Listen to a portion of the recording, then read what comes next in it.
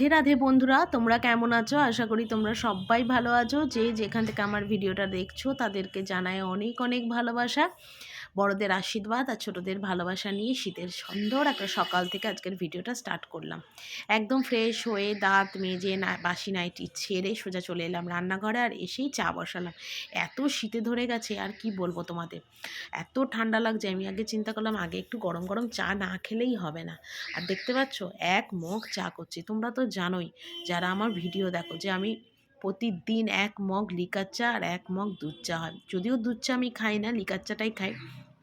তবে আজকে বাসন টাসন সকালবেলা উঠে মেজে এত ঠান্ডা লেগে গেছে, এত ঠান্ডা উঠে গেছে। আর সবথেকে ঠান্ডাটা কখন লাগে বলো তো? কম্বলের তলা থেকে উঠেই যখন আমি ঠান্ডা জলে বাসন মাজি, সেটাই হয় আমার সকালবেলার সবথেকে বড় যেন কঠিন কাজ আমার মনে হয়। এত কষ্ট হয় তখন, মনে হয় কি কতক্ষণে একটু গরম গরম চা খাবো, গায়ে সোয়েটার গলাবো, একটু রোদে দাঁড়াবো, এরকম মনে হয়। তো লিকার চা করে সঙ্গে সঙ্গে দেখো লিকার চাটা খেতে বসে গেছি। আর সাথে আমার তো আছে সঙ্গের সাথে ইউরিক অ্যাসিডের ওষুধ। এটা আমার প্রতিদিন খেতে হয়। এটা যদি আমি 2-4 দিন বন্ধ করি, আমার হাঁটুর ব্যথা নয় কোমর ব্যথা কিছু না কিছু হবেই। তোমাদের দাদাভাইয়ের কিন্তু বাজার হাট দোকান সব কিন্তু হয়ে গেছে, পরে তোমাদের দেখাচ্ছি। আগে আমি একটু চা খেয়ে নিই। চা না খেয়ে আর কিছু করতে পারবো না, এনার্জি যেন চলে যাচ্ছে। সকালবেলা চা খেয়ে নিলে আমার শরীরটা অনেকটা এনার্জি হয়, মানে একটা ওষুধের মতন কাজ করে যাকে বলে। তো এনে আমাকে আবার দেখাচ্ছিল, বলছিল, তা আমি যেন কী একটা কথা বলছিলাম আমার ঠিক মনে নেই। তা আমাকে আবার 2টো বিস্কুট দিল।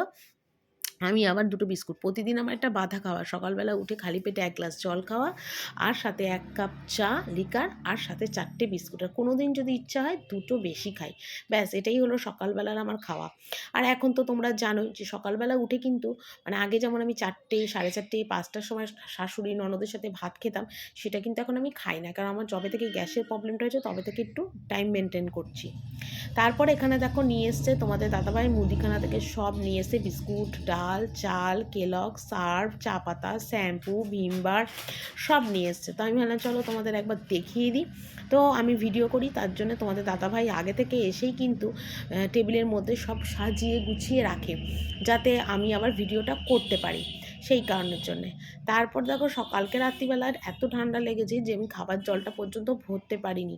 ওই জন্যই সকালবেলাতে উঠেই আজকে চা টা খেয়ে সঙ্গে সঙ্গে বসিয়ে দিলাম জল, মানে জল ভরছি আর কি। কারণ কালকে খাবার জলগুলো আমার রাত্রিবেলা ভরা হয়নি, কোনো রকম 1 বোতল ভরে তোমাদের দাদাভাই আর আমি খেয়েছিলাম। তো এখন ভাবলাম না, আগে জলগুলো ভরি, সকালবেলা বালতিটাও ফাঁকা হয়ে যাবে। আর আরও 3-4টে বোতল ছিল, সেগুলো ইউজ অ্যান্ড থ্রো বোতল বলে সেগুলো বাতিল করে দিলাম। কারণ বেশি দিন ধরে ইউজ অ্যান্ড থ্রো বোতলে না খাওয়া যায় না, কীরকম যেন একটা পয়জন পয়জন ব্যাপার হয়ে যায়। তো সেই জন্যই জল মানে বোতলগুলো চেঞ্জ করে দিলাম, দিয়ে তারপর এখানে জলগুলো ভরছি। আর এই 3টে বোতলই কালকে 2 দিন আগেই মেজেছিলাম, মেজে ভালো করে ধুয়ে আবার আজকে জল ভরছি। ছোটো ছোটো যে বিসলেরির বোতলগুলো হয় না, সেগুলোকে প্রায় 8-10টা ছিল, বাড়ি থেকে নিয়ে এসেছিলাম, কদিন জল খেয়েছি, এখন সেগুলোকে সব বাতিল করে দিলাম। আর সেই বোতলে আর এখন জল টল কিচ্ছু খাচ্ছি না। আর এদিকে দেখো এই বোতলগুলোকে সকালবেলাতে জল ভরলাম। আর আজকে তোমাদের দাদাভাই কিন্তু ঠাকুর ঘরের জন্য একটা শাড়ি নিয়ে এসছে। এই দেখো, পৌষ মাসে প্রতি বছর পৌষ মাসে ঠাকুরের চরণে মাকে একটা করে শাড়ি দেওয়া হয়, ছাপা শাড়ি। তো এই শাড়িটা আমি জিজ্ঞেস করছিলাম কত দাম, বললো 450 টাকার মতন দাম। এটা আজকে পৌষ মাসে মায়ের চরণে দেবে। তো অনেক দিন ধরেই শাশুড়িও বলছিল একটা করে শাড়ি এনে দিই, শাড়ি এনে দে। তো উনি এনে দিচ্ছে। আর এখানে দেখো উনি কাটতে বসেছে তরকারি। তা যেহেতু শাড়িটা এনেছে, তাই আমি ভাবলাম মায়াকে যে শাড়িটা দেওয়া হচ্ছে সেটা তোমাদের একটু দেখিয়ে দিই। আর উনিও তরকারি কাটছিল। আর এখানে দেখো ভাত বসিয়ে দিয়েছি। ভাত বসিয়ে দিলে তো আমার অনেকটাগুলো কাজ হয়। আর এখানে দেখো মুগের ডাল ভাজছি, মুগের ডাল করব। হালকা করে মুগের ডালটা ভেজে তারপর করব। গরম গরম দেখবে শীতকালে একটু মুগের ডাল মানে খেতে খুব ভালো লাগে। আর সাথে যদি একটু মুগের ডালের সাথে ফুলকপি কড়াইশুঁটি দেওয়া হয়, তাহলে তো আর কোনো কথাই নেই। আর এইখানে দেখো পালং শাকের তরকারি হবে। আর এখানে নুন হলুদ মাখিয়ে নিয়েছি বেগুন ভাজা। আর এখানে পালং শাক, ফুলকপি, মূলো, আলু, বেগুন, কুমড়ো সব দিয়ে একটা তরকারি হবে। এই 5 তরকারি, বেগুন ভাজা আর মুগের ডাল, এই হলো আজকের আমাদের রান্না। তো যাকে পরে তোমাদের তো অবশ্যই দেখিয়ে দেবো। আর শীতকালে দেখবে গরম গরম বেগুন ভাজা দিয়ে ডাল খেতে কিন্তু বেশ ভালো লাগে। সাথে যদি একটু পাতিলেবু বা গন্ধলেবু চটকে নেওয়া যায়, তাহলে তো আর কোনো কথাই নেই। কিন্তু দুর্ভাগ্যবশত আমার কিন্তু এখন লেবু খাওয়া টোটাল বন্ধ। টমেটো সস, টক জাতীয় সব খাওয়া বন্ধ। কারণ অ্যাসিডিটিটা এত চাড়া দিয়েছে যে আমার ডাক্তার না করে দিয়েছে খেতে। তো হাজার ঘরে লেবু থাকলেও এখন আর লেবু খেতে পারি না। পুরো লেবুটাকেই মানে ছেড়ে দিতে হলো আর কি, যেটা আমার সবথেকে বেশি প্রিয় ছিল। কোনো দিন কোনো খাবার যদি নাও থাকতো, রান্নার যদি কোনো রকম হতো, তাও যদি একটু লেবু থাকতো চটকে খেয়ে নিতে পারতাম, কিন্তু এখন এমন পরিস্থিতি হয়েছে যে লেবুটাও খেতে পারবো না। তো যাকগে, মোটামুটি তোমাদের রান্না কি হবে না হবে সবটা দেখালাম। আর এখানে সকালবেলা উঠেই তো বাসি বাসনগুলো মেজে নিয়েছিলাম, তো সেগুলোই দেখো এখানে এখন গোছাচ্ছি। কেননা এটা একটা আমার সত্যি কথা, সকালবেলা উঠেই বাসন গুছানোটা একটা বড় কাজ। তো ওই খাপে খাপে আমি সব সময় বাসন টাসন গুছিয়ে নিই, আগে পিছিয়ে যখন সময় সুযোগ হয় সেই ফাঁকেতেই বাসন টাসনগুলো গুছিয়ে নিই। তো এখন আবার বাসনগুলো গুছোচ্ছি, আর আমার শাশুড়িও কেটে কুটে দিয়ে সব চলে গেছে, উনি আবার যাবে ঠাকুর ঘরে, ওনার তাড়া থাকে। তো আজকে উনি কেটে দিচ্ছিল, তো আমার একটু সুবিধা হয় কেটে কুটে গুছিয়ে একা হাতে করতে, না সত্যি অনেকটা টাইমও যায়, শীতের বেলা ছোট অনেকটা দেরিও হয়। তো উনি যদি একটু গুছিয়ে টুচিয়ে কেটে দেয় তো সুবিধা হয়, তো মাঝে সাঝে দেয় কেটে আমাকে, আর আমিও আর না করি না, তাহলে আমারও একটু সুবিধা হবে সেই জন্যে। আজকে রান্নাটা দেখিয়ে দিই কী কী রান্না করেছি। এখানে দেখো ভাত করেছি, এখানে আছে বেগুন ভাজা, এখানে আছে মুগের ডাল গরম, দেখো ধোয়া উঠছে, এখানে আছে পালং শাকের তরকারি, বড়ি দিয়ে পালং শাকের তরকারি, আর এখানে আছে পাঁপড় ভাজা। এই হলো আজকের আমার দুপুরের রান্না। তো কী কী রান্না করলাম সেটাও তোমাদের দেখালাম। আর এখানে নিরামিষ গ্যাস, আজকে যেহেতু নিরামিষ হয়েছে, মাছ টাছ হয়নি, তো সেই জন্য সাবান দিয়ে গ্যাসটা মুছলাম না, এমনি জল ন্যাকড়া দিয়ে মুছে দিলাম। রান্নাঘর থাকবে আমার কাছে একদম পরিষ্কার, ওই এখানে ভাত পড়ে থাকবে, ওখানে গ্যাসের মধ্যে মাখামাখি তেল ঝাল মশলা, দেখতেও কিন্তু অনেক বাজে লাগে। তো সেই কারণের জন্যে কিন্তু আমি সব সময় একটুখানি পরিষ্কারভাবেতেই কিন্তু গ্যাসের মধ্যে সমস্ত মানে গুছিয়ে পরিষ্কারভাবে রাখার চেষ্টা করি, যাতে দেখতেও সুন্দর লাগে, ভালো লাগে। তো যাকগে, আমি এখন এখানে দেখো গ্যাস ট্যাসগুলো একটু মুছে নিচ্ছি, নিয়ে আজকে আবার ঠাকুর ঘরের বাসন মাজবো, এটাও একটু মানে ঠিক আছে, দেখি কখন কি করি। আর এখানে দেখো এখন একটু খেতে বসে গেছি, কারণ এখন প্রতিদিনই হয়েছে ঠিক 2টো থেকে 2:30টা, বা খুব বেশি হলে 2:45-র মধ্যেই খেতে বসে যাই। কারণ আগে কি হতো যে সকালবেলায় তো খেতাম না, একদম সারাদিন পর গিয়ে 4:30 5টার সময় শাশুড়ি ননদের সাথে খেতাম। তো ওটা কি হতো, আমার সারাদিন না খেয়ে থাকতে থাকতে গ্যাসের প্রবলেমটা ভীষণভাবেই বেড়ে গেছিলো। তো সেই জন্য ডাক্তারবাবুও বলেছে যে একটু তাড়াতাড়ি খেয়ে নিতে, সকাল থেকে এইভাবে না খেয়ে থাকলে গ্যাস আরও বেশি বাড়বে।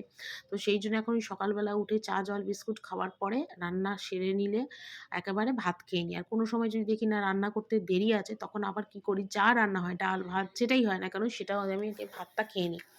তো এখন সকালবেলাতে দেখো, সকাল নয় এখন প্রায় 2টোর মতো, 2:15 মতন বাজে।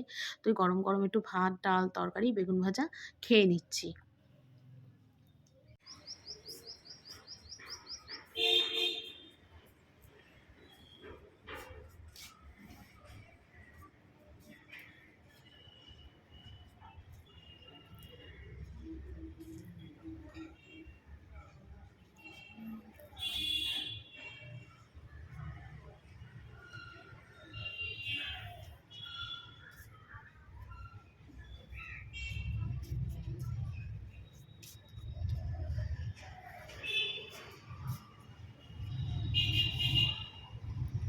তো এলাম ওপরে, আর এসে এখন সোজা এখন বিছনার চাদর টাদরগুলো একটুখানি কাচতে বার করবো, সেগুলোই আর কি তুলে দিচ্ছি।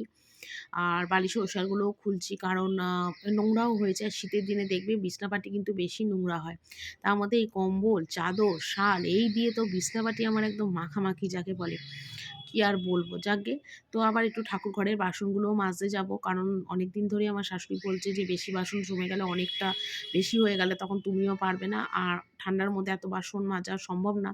তো তাকে তো অল্প অল্প থাকলে বাসনটা মেজে নাও। তো আমিও ভাবলাম যে রান্না বান্নাও যখন হয়ে গেছে, একটা কাজ করি, বিছনা টিছনাগুলো তুলে একদম ঘর ঠরগুলো মুছে নিই, নিয়ে একবারে জামা কাপড় ছেড়ে চলে যাব সোজা ঠাকুর ঘরের বাসন মাজতে।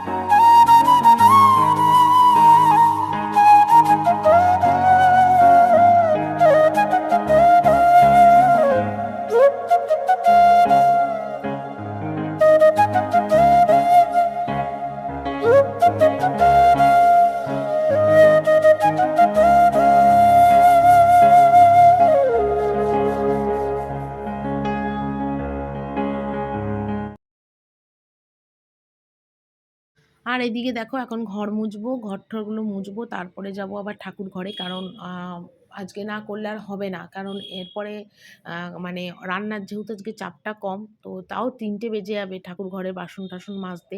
কিন্তু তবু আজকে মাজবো, ইচ্ছা না থাকলেও উপায় নেই। অনেক সময় অনেক কাজকর্ম আছে যেগুলো ইচ্ছে না থাকলেও করতে হয়। আর আমি কোনো সময় না ঠাকুর ঘরের কাজে না মানা করি না কাউকে। ঠাকুর ঘরের কাজ আমি খুব মনের আনন্দে খুশি মনেই করি। সময় সুযোগ বুঝেই কাজকর্মগুলো সেরে নিই। কিন্তু হ্যাঁ, একটা মানুষের মন বলে একটা ব্যাপার আছে, ইচ্ছা অনিচ্ছা বলে আছে, শরীর ভালো খারাপ বলে আছে। কিন্তু কি করব বলো? কাজ যখন আমাকেই করতে হবে তো আগে পিছে আমাকেই বুঝে শুনে করতে হবে। তো এটাই হলো কথা। ওই যে বললাম যে অনেক সময় অনেক কাজ শ্বশুরবাড়িতে ইচ্ছা না থাকলেও করতে হয়। এটাই বোধহয় নিয়ম।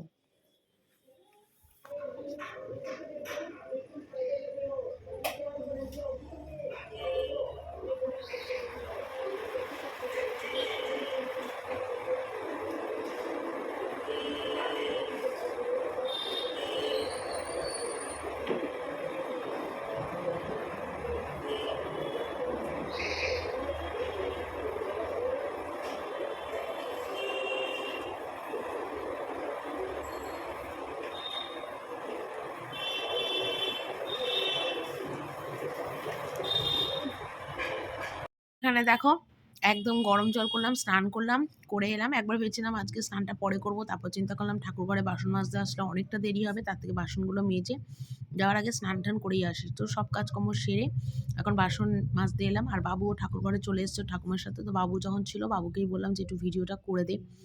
আর কেউ একটা ভিডিও করে দিলে সত্যি অনেকটা সুবিধা হয়। তো দেখতেই পেলে সকাল থেকে উঠে কিন্তু একটা সেকেন্ড বসিনি। চা খাওয়া থেকে শুরু করে, চা করা থেকে শুরু করে এখনো পর্যন্ত কিন্তু একটা মুহূর্তের জন্য বসিনি। রান্না, বান্না, ঘর মোছা, বিছনা তোলা, ঠাকুর ঘরের কাজ সব একা হাতে সামলালাম। আর কি হয় বলতো? সারাদিনে এত কাজ করার পরে সত্যি বিকেলের দিকে শরীরটা আমার জাস্ট ছেড়ে দেয়। আর তখন ইচ্ছা করে না যে রাতে রান্না বান্না করি। তাও কদিন ধরে হচ্ছে আবার রাত্রিবেলা করে রান্না বান্নাটা করতে হচ্ছে। কেননা সকালবেলায় সেরকম কিছু থাকছে না যে রাতের জন্য করে রাখবো।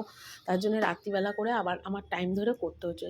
তো 8:30 নাগাদই যাই রোজ টিভি দেখে রাত্রি 8:30 নাগাদ যাই। আর সারাদিনের এত কাজকর্মের পরে রাতে আর ইচ্ছাই করে না। বিশেষ করে ঠান্ডার দিনে না আরও ইচ্ছা করে না। আর একবার সন্ধ্যের পরে যখন ওই টিভি দেখতে কম্বলের তলায় ঢুকি না, আমার আর ইচ্ছা করে না ওই কম্বল থেকে বেরিয়ে আবার গিয়ে কেটে-কুটে রান্না করা। রুটি করাটাও কষ্ট, কিন্তু কী করব? খেতে তো হবে বলো? পেট তো আর মানবে না। ঠান্ডাটা যে পড়েছে সেটা তো পেট মানবে না। পেটে তো কিছু দিতে হবে না। তো যাকগে এখানে তাও দেখো বাসন যে বেরোনি করেও প্রায় অনেকটা বাসনই বেরিয়েছে। স্টিলের থালা, ওদিকে পেতলের থালা বাবার অনেকগুলোই বেরিয়েছে। তো সেগুলোই এখন সব মাজবো। তো এখানে দেখো তুলসী মঞ্চটার মধ্যে কি হচ্ছে, কদিন ধরে তুলসী মঞ্চের মধ্যে গাছ মানে তুলসী গাছের যে তোমার টবটা সেটা নিয়ে তোমাদের দাদাভাই সমানে অন্য জায়গায় রেখে দিচ্ছে। তুলসী মঞ্চ কখনো ফাঁকা রাখতে নেই। তো আমি আবার কি করলাম, তুলসী মঞ্চের মধ্যে টবটা নিয়ে আবার তুলসী মঞ্চে তুললাম। আর কি হয় বলো তো, এই তুলসী মঞ্চের ওপরেই রয়েছে তোমার পেয়ারা গাছ। আর পেয়ারা গাছের পাতা-টাতা থেকে পাখি এসে বসে আর পটি করে যায়। দেখো এত নোংরা করেছে তুলসী মঞ্চ। আর তুলসী মঞ্চ কখনো এরকম রাখতে হয় বলো? তো আমি শাশুড়িকে বললাম যে আমি তুলসী মঞ্চটা ভালো করে ধুয়ে দিচ্ছি, তুমি পরে প্রদীপ মোম দিয়ে দিও। আর এটা যতদূর মনে হয় শনিবার এরকমই কিছু একটা ভিডিওর ব্লগ হবে আমার মনে হয়। তো ভালো করে দেখো তুলসী মঞ্চটাকে জল দিয়ে ধুচ্ছি। আর বাবু যেহেতু ঠাকুর ঘরে আছে, বাবুকেই বলছিলাম যে একটু ভিডিওটা করে দে। তো ভালো করে তুলসী মঞ্চটা ধুয়ে দিলাম। আর গৃহস্থ বাড়িতে দেখবে সবসময় তুলসী গাছে কিন্তু জল দিতে হয়, প্রদীপ দিতে হয়, ধূপধুনা দিতে হয়। তা আমাদের বাড়িতে তো ঠাকুর আছে বলে আমাদের এইটুকুনি করতেই লাগে। তো বাসন মাজাও কমপ্লিট, তুলসী মঞ্চ ধোয়া কমপ্লিট। তারপরে ঠাকুর ঘরের যে ডাস্টবিন বালতিটা ছিল যেটার মধ্যে ফুল টুল ফেলে সেটাও মেজে ঘষে আনলাম, ডাস্টবিন বালতিটা ধুয়ে দিলাম। আর এখানে এবার কটা ন্যাকড়া ধুয়েছিলাম ঠাকুর ঘরে মোছা টোচার ন্যাকড়া, সেগুলো সার্ফে ধুয়ে দিলাম। দিয়ে দেখো এগুলো সব মেলে দিচ্ছি। আর বারান্দাটা একটু ভালো করে ধুয়ে দেবো, কারণ বারান্দাটার মধ্যে বাসন মেজেছি। আর যখনই আমি আসি তখনই কিন্তু বারান্দাটা খুব ভালো করে আমি ধুই। আর এমনি সময় তো বাবু যদি মানে অনেক দিন হয়ে গেলে তখন আবার বাবুও কিন্তু ধুয়ে দেয়। তো এখানে বারান্দাটাকে ভালো করে ধুচ্ছি, জানলার তাকগুলো ভালো করে ধুচ্ছি। আর আমি এতক্ষণ ধরে জলে থাকতে গিয়ে আমার পুরো ঠান্ডায় সারা শরীর মনে হচ্ছে জমে গেছে, এত ঠান্ডা লাগছে। তো যাকে সাবান সার্ফ তেঁতুল সব সুন্দরভাবে গুছিয়ে রাখলাম। আর ঠাকুর ঘরের জামা কাপড়গুলো তো এখনও কাচা হয়নি, দেখি কবে কাচি। একটু ঠান্ডাটা মানে ঠান্ডা তো এখন বাড়বে, কমবে তো নয়, তো তার মধ্যে অ্যাডজাস্ট করে একদিন ঠিক কেচে দিতে হবে।